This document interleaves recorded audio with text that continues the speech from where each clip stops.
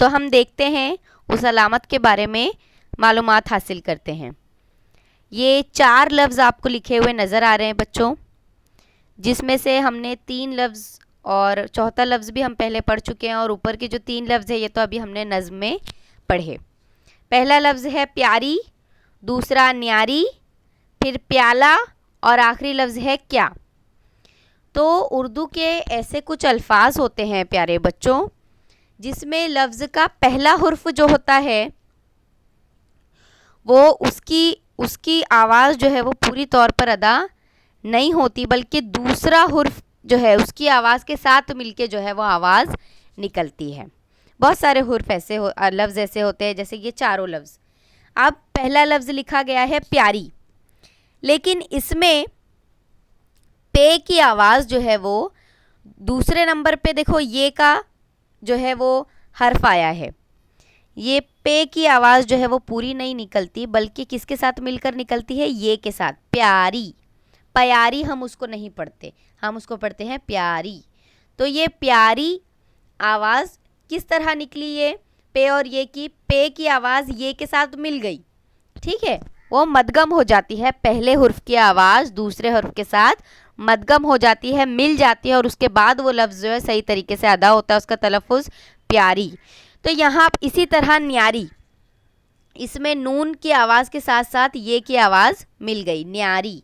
इसी तरह प्याला, पे की आवाज़ के साथ साथ ये की आवाज़ मिल गई। क्या, तो यहाँ पर काफ की आवाज़ के साथ ये की आवाज़ मिल गई। तो ये हो गया प्यारी, न्यारी, प्याला, क्या। इस तरीके से जो अल्फाज ऐसे होते हैं बच्चों, जिनमें पहला हर्फ जो है वो दूसरे हर्फ के साथ मिलकर आवाज़ देता है, आवाज़ बनती है उसकी, तो जो दूसरा हर्फ होता है जिसके साथ पहला हर्फ मिला उसके ऊपर इस तरीके की अलामत लगाई जाती है। जैसे पे की आवाज़ किसके साथ मिल रही है, ये के साथ, तो हम ये पर इस तरह की अलामत लगाएंगे। फिर नून के साथ किसकी आवाज़ मिल रही है, ये की आवाज़, तो वहाँ ये पर इस तरह की अलामत लग जाएगी। फिर पे के साथ ये की आवाज़ मिल रही है, फिर काफ के साथ ये की आवाज़ मिल रही है। तो ये छोटी अलामत होती है, इस तरीके से जो है लगाई जाती है। तो मैं एक बार फिर बता देती हूँ आपको, लफ्ज़ प्यारी, न्यारी, प्याला, क्या, और अलामत किस पर लगती है, पहला हुर्फ जिस दूसरे हर्फ के साथ मिलकर आवाज़ देता है उस दूसरे हर्फ पर आवाज़ अलामत लग जाती है, ये वाली। तो हर्फों के ऐसे जोड़ पर जो है इस किस्म की अलामत लगती है बच्चों, इसको आपको याद रखना है। अब ये तमाम अल्फाज जो हैं आपकी नज़्म में भी आए हैं, अब हम इसको देखेंगे। देखिए पहली लाइन में जो है वो नज़र आ रहा है प्यारी, ये लफ्ज़ पर ये पर जो है निशान लगाया गया है।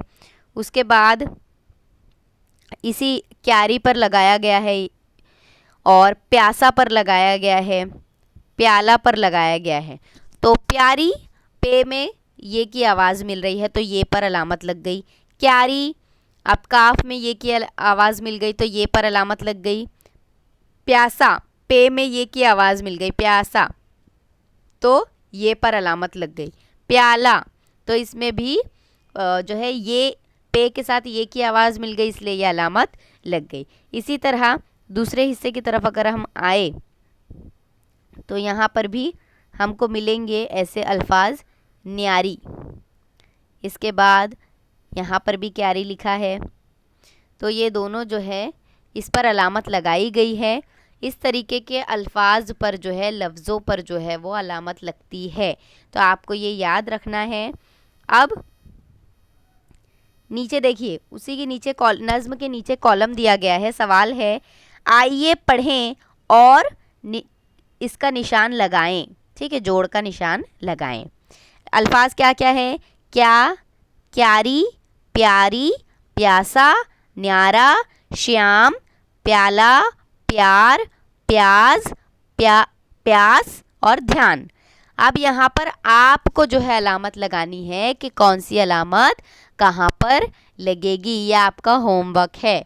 अब हम नोट्स की तरफ भी पढ़ेंगे, लेकिन उससे पहले मैं आपको ये नज़्म एक दफ़ा पढ़कर सुना देती हूँ, कौन सा हम लाइन पढ़ेंगे उस पर मैं निशान भी लगाऊंगी ताकि आपको कोई तकलीफ़ ना हो, क्योंकि ये नज़्म की रीडिंग आपको आनी चाहिए। नज़्म को आपको याद करना है, बग़ैर देखे भी आपको बोलने आनी चाहिए और देखकर पढ़ने भी आनी चाहिए। ठीक है, तो ये लाइन हम पहले पढ़ेंगे। नन्ही मुन्नी प्यारी चिड़िया, रंग बिरंगी न्यारी चिड़िया, क्यारी क्यारी दाना चुगकर शाम को जाती थी अपने घर।